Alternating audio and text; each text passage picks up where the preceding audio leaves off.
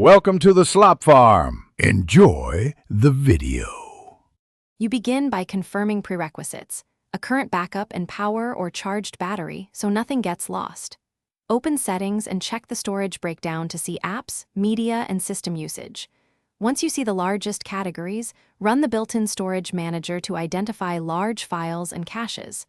Make targeted choices, delete duplicates, export raw video, and offload apps you rarely use.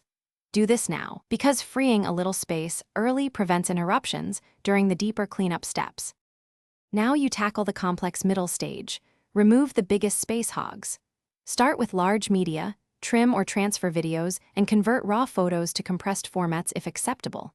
Next, clear app caches and remove leftover downloads. Many apps hide gigabytes in temporary files.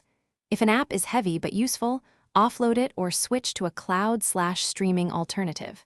Make sure to empty the recycle or recently deleted folder afterward, because files there still consume space until permanently removed.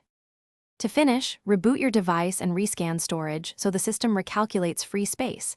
This often recovers additional megabytes. Update the operating system and apps to prevent recurring cache bloat and to fix storage-related bugs.